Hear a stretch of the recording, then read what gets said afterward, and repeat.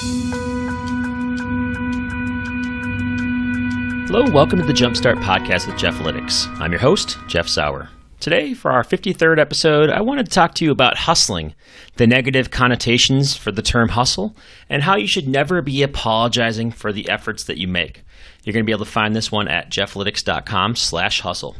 Now, I'm coming to you again from Tallinn in Estonia, riding high from an invigorating weekend at the Digital Elite Camp. By the time you listen to this episode, I'll be back in Minneapolis getting ready for the MN Search Summit, where I'm going to be presenting this Friday. And after that, I feel like slipping into a long, dark period of rest and relaxation on the lakes and rivers in Minnesota. But before I leave Estonia, I wanted to offer a quick recap of the fun times that I've had during the event and how I met new friends, met some existing students, and just gained so much value over my week here. And since this is all still fresh in my mind, I wanted to talk about all this and share some insights along the way. So let's start with the setting.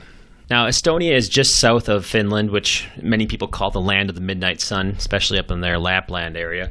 And we are 3 days from the longest day of the year. Actually, when you listen to this, it might be the longest day of the year.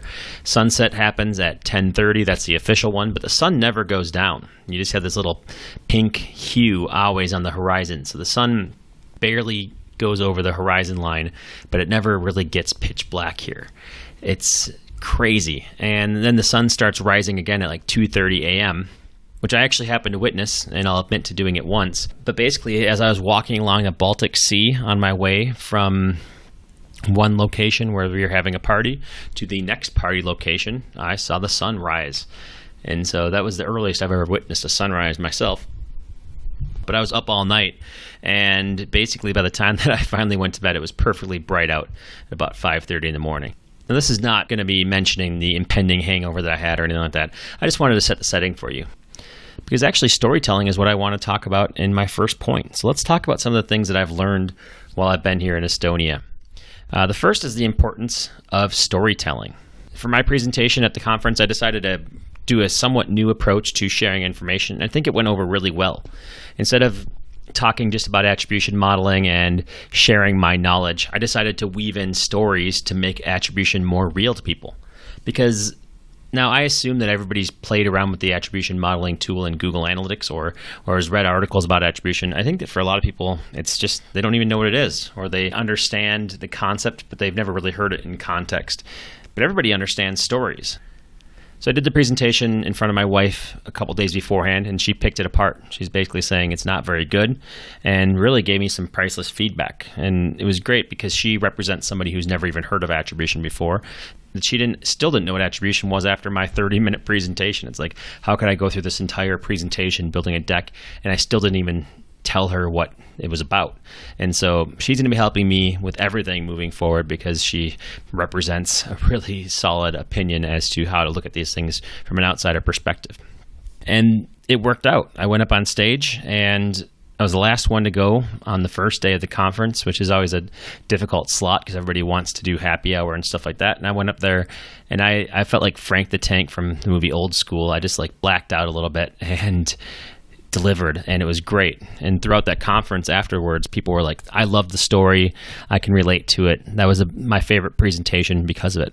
And it is good because it was funny. You know, going back to our last episode, I was talking about how do I inject more of my real personality into Jeffalytics, and it worked. So doing storytelling has really worked. And many people came up to me and said, you're my top 2 presentations. And honestly, that hasn't really happened to me in a long time. I'm usually sort of boring because I'm so worried about getting the facts right and presenting facts that I don't really weave a story into it. And this time I was like, let's do story first, facts second, technical explanations absolutely last. And so I didn't get into the technical details. I didn't try to over-explain the nitty-gritty of it. I basically just talked about the story. And it really did pay off because everybody can relate to stories. I did use some funny stories about attribution to get my point across, but it got me thinking is like, I need to weave stories into everything I do. And I have done this in the past. It depends on how much time I have. If I think about something for a long enough time, I will incorporate a story into it. But if I'm just under pressure to get something done, I don't incorporate a story, and that's probably the ones that don't do very well.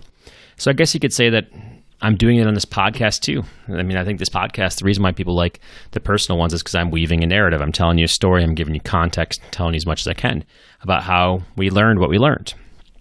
And so now in this podcast, you have a picture of me at this conference, middle of the night, but it's the midnight sun, having consumed an undisclosed number of beers during a marathon 12-hour party session, just soaking in everything around me. And I'm just so full of ideas that I wanted to share with you some of these ideas that I got. So that brings me to point number 2.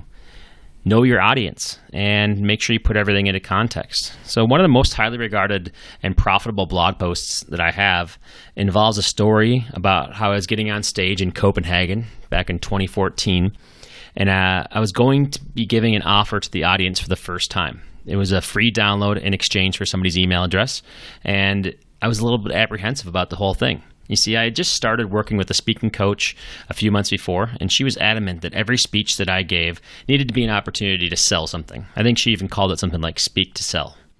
And her recommendation was that I create a handout that I would pass out to everyone in attendance. So like basically a sheet of paper I would carry with me to Copenhagen, print it out, and they would write down their 3 takeaways, their name and their email address, and then they would hand it to me after the presentation. So could you imagine that, like being in an academic setting where they would just give me a piece of paper in the end? It's like the most ridiculous thing I've ever heard in my life. And then I would have to read all the answers, see which ones were sales prospects, and then add them to my email list manually. And I was like, that noise. This is 2014. So I sat in my hotel room, and after a bout of food poisoning, yes, and for real food poisoning, not that food poisoning that millennials call when they're hungover and don't want to go to work, I created a landing page that offered a free download. Now, to get to that point, I had been stressing over the tools. I tried a bunch of things, and I finally built the page like 20 minutes before my speech using a tool called Optimize Press. And this tool is so helpful that I wrote a blog post about it, using that exact story, basically a story I just told you with even more details in it, and it started performing really well. Started ranking for Google. I noticed the traffic was coming in, so I dropped an affiliate link for Optimized Press in there, and it makes me thousands of dollars each year just from one post where I used this storytelling method. So we'll link to that in our show notes so you can take a look at it. But why was it so successful? Because it was real. It was a real use case. People were wondering, how do you use Optimized Press and is it worthwhile? And then I told them exactly how I used it. And they're like, oh, this makes a lot of sense. This is the way to use it. And so I was able to show how the software genuinely solved my problem. And it delivered on the promises of being quick to doing things. And people were just really happy about it. And it still gets comments. I still get random emails saying, hey, your story really compelled me. And I'm just buying this software just to support you because I liked your story a lot.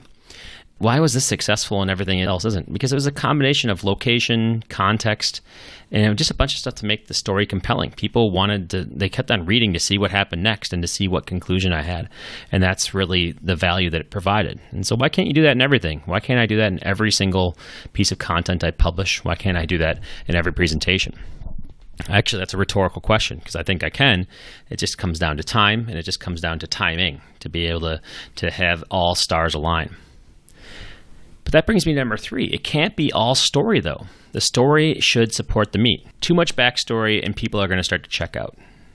That's simple as that. If people think that they're getting too much backstory and they're not getting to a conclusion, or if it's just, wrap it up already, that's bad. But sometimes people think that they need no story at all, and I think they're just fooling themselves because, frankly, all facts is boring, and all story is boring.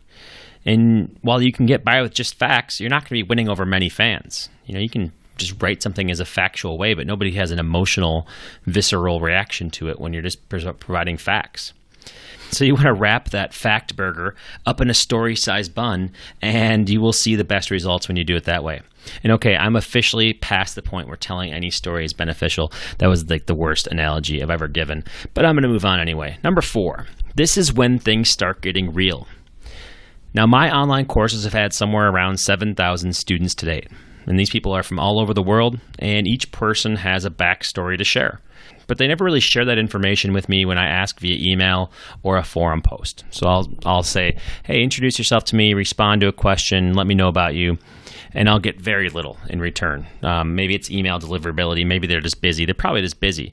And the vast majority of people just take the course and then move on to the next thing. So it's really hard to tell if I actually made an impact because I'm not really hearing from people. So I just assume that they're moderately happy, haven't gotten a lot of negative reviews, very few people asking for refunds, or that they just didn't even get to the course or they just didn't care. Then I go to events like this one in Estonia, and these names on the purchase receipts become real. Throughout the conference, there was a steady stream of people who came up to me and thanked me for teaching them analytics, PPC, and how to run an agency. So they've taken all 3 of my courses. People in the audience are all students. And these students are using their skills to make better marketing decisions in Estonia, Bosnia, Poland, Ukraine, Greece, Ireland, Finland, Sweden, the Netherlands, and all over the world. It really is a real thing. It doesn't always seem that way, but this is a real thing. But you know what really has me freaking out? It's that my efforts to put myself out there, recording into a microphone, staring at a screen for months at a time, it all became worth it in that moment. Now, I've always thought the courses were worth it, so don't get me wrong. Don't confuse me and say that I didn't think the courses were worth it. But it was worth it to come to Estonia to see that. It was worth it to fight over the jet lag. It was worth it to force myself to stay up until 5:30 in the morning hanging out with these people. It was worth it because I got to see all these aspiring marketers, analysts, people all over the world. I got to see how they're using my product. I got to see the effect that it has on them. I got to see that they are so confident that what they learned with me, that they're like, oh, we need to go to conferences and keep on updating our knowledge. I got them to a certain point, and now they're going to these conferences, and they're learning even more. And I'm not just saying that. When I close my eyes now, I can picture it. I've shaken the hands of real students. We've posed for pictures. They've even bought me beers. Like, this is a real thing. And I'll share a picture of one of the students that I met in the show notes. And speaking of students that I met, number 5, I am not your guru. Or am I?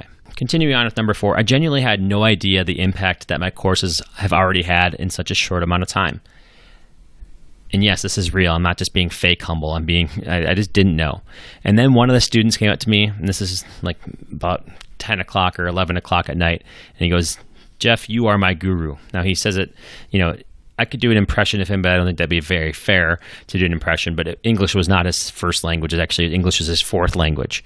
But he genuinely came up to me and said that to me, and it had me feeling uneasy for the first time. Like, I've learned over the last few years how to accept praise and how to accept the compliment. Like, for probably up until 2 years ago, I couldn't even accept a compliment. I would just say the same thing back to them. Like, they're like, hey, Jeff, I really like learning from you. And it's like, I like learning from you. I don't know why I would do that, because I was just an immature idiot, I guess, but I just couldn't take a compliment. So I've learned in the last 2 years how to take a compliment, just to say, hey, thank you, I appreciate that.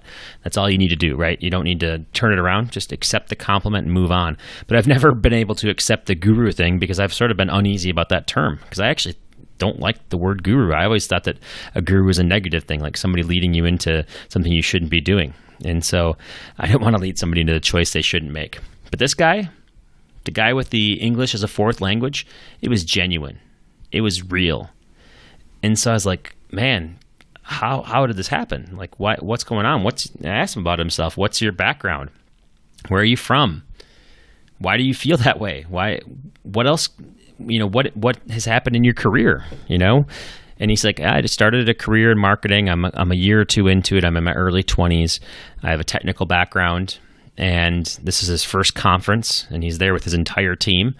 And it was just really interesting to get to know him a little bit more. And basically, he just gravitated towards what he had learned there. And then afterwards, I think they all bought me a beer or something like that. And then they taught me their language. They showed me videos of their home brewery, like they're doing microbrews. We talked about the difference between different types of beers and everything like that. And I was even scolded by the project manager of the group, which means that I'm really accepted into the group when the project manager starts yelling at you and you're not even on their project. But it was just amazing. Now, I'm still trying to figure out what it means to be a guru and whether I should accept that title or whether I want to be. I still am very uncomfortable with it. But things couldn't have felt more normal at that time to say, okay, well, yes, this guy is looking for somebody to lead him into this world. And I'm, fortunately, for whatever effect, he found my stuff, my course, and his team found it, and that's where they're learning. That's how they're learning how to utilize Google Analytics and how to get insights. So that's pretty amazing. Number 6, you are my guru. Now, it's funny because I was inspired to do my presentation the way that I did it by 2 people who I very much consider to be my gurus in the web industry. I've always looked up to them. One is Rand Fishkin, and the other one is Avinash Kaushik. because they're real and they've helped me through many concepts over the years. And it's not just like the technical stuff. Actually, the technical stuff, I know that they don't listen to this podcast, so I don't think that I'll be offending them. But I think that from a technical perspective, they're good, but they're not the number one technical or most knowledgeable person in their industry. They're not the best practitioners, because neither of them are really practitioners. But they talk about the feelings that go along with things, and they help me through the more strategic aspects of what I'm going through in my career. Like, how do you present? How do you handle growing a business? They talk about things that are more on point for me. And I learned to improve what I'm doing based on two things that they publish. So one is Rand's article on the topic, and I'm going to link to that in the show notes. He basically says how to create a good presentation. Now, this is through no coincidence. I'm pretty sure that he wrote this article to me. I'll give you that setting. I didn't plan on it. It's not even in my notes to share this part, but we were at SMX Munich in 2015, and somehow I stupidly signed up to do 2 presentations at SMX Munich, and I had 0 presentations ready when I went there. And so I go to SMX Munich March 2015, and I hung out with Rand beforehand, and Geraldine, his wife, and my wife, and Rand and I, we did some really fun touring around the Alps, the Bavarian Alps. Just a great time. And then afterwards, I was like, oh crap, I haven't done either of my presentations. So I lock myself in the hotel room and do the presentations. Go up in front of this German crowd, who's I'll call it stoic.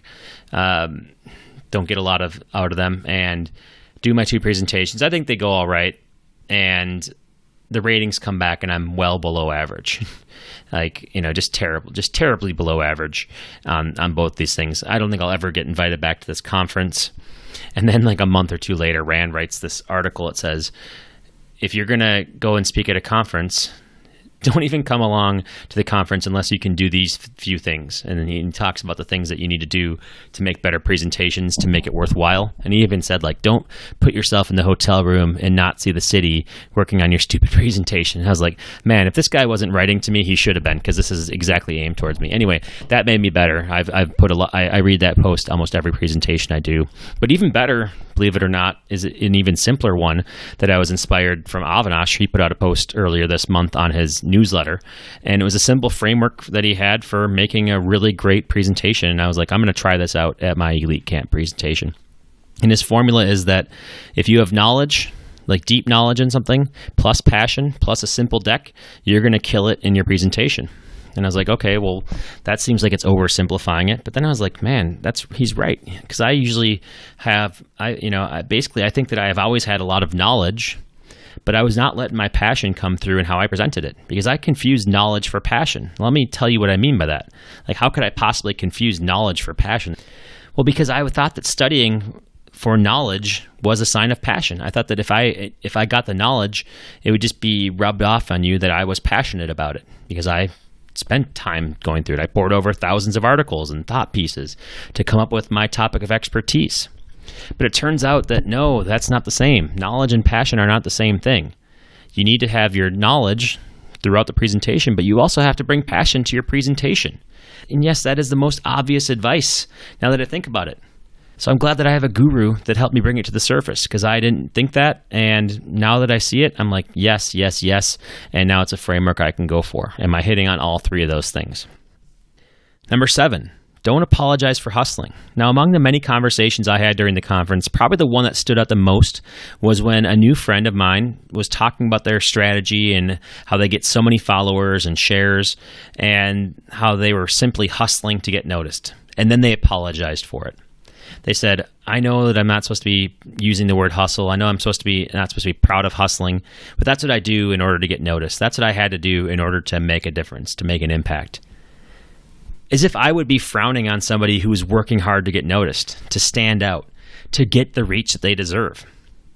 And I thought to myself, and I said this to them, I go, don't ever apologize to me for hustling. Apologize to me for being mediocre, for being unmotivated, but never apologize for the hustle. Number 8, this 1981 model American domestic car of a man does not run very well on alcohol and baguettes. Yes, I just turned 36 last month, and I can say that I'm starting to get too old for all-night parties.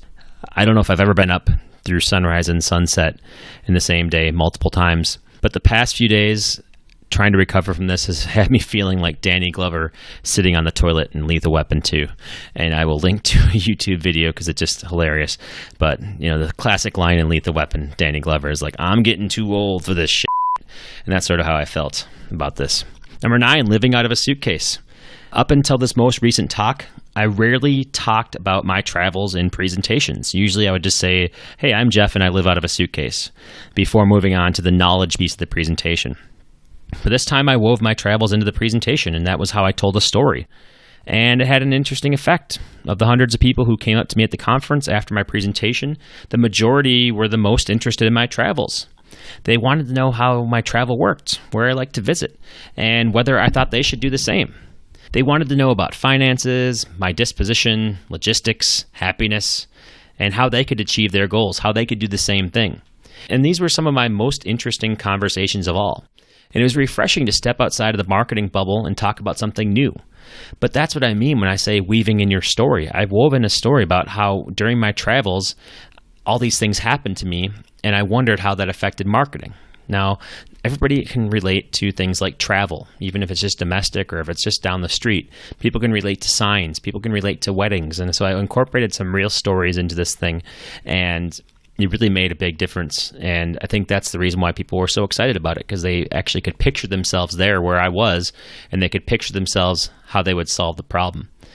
It doesn't work that way when you're just sharing knowledge and you're just sharing facts, you're just sharing screenshots of stuff. And so that was really interesting to me, and that was a very valuable lesson that I took away from this. And then number 10, I'm going to keep on hustling. Now, when I look back at what I achieved over the last 2 years being a full-time traveler, I'm amazed at the results. I launched 2 new courses, a new podcast, a growing newsletter. I've had international speaking gigs. I've taught at universities. I've taught at trade schools. I've gone into agencies and helped them get better. I've gone into companies and helped them get better at analytics. I'm getting requests for expertise coming through every single day. And I have a lot of positive vibes out there in the marketing world. And it was never more clear than when people were coming up to me and shaking my hand and saying thank you for all that I've done. Now, it might seem appropriate to stop doing everything and bask in the glory, pat myself on the back, and just sleep for like the next 2 years. But that's bullshit. Instead, I'm going to double down on what is working. Like my friend Sujan Patel said in his presentation, when you find something that works, double down on it. That's what most marketers don't do very well. They get afraid to do it. They think that, oh, we've already checked that box. We're going to keep on moving on. I'm going to keep on hustling. I'm going to keep on building a brand. And you, I hope you can keep on hustling as well, because you should never apologize for hustling. For show notes, visit jeffalytics.com/hustle.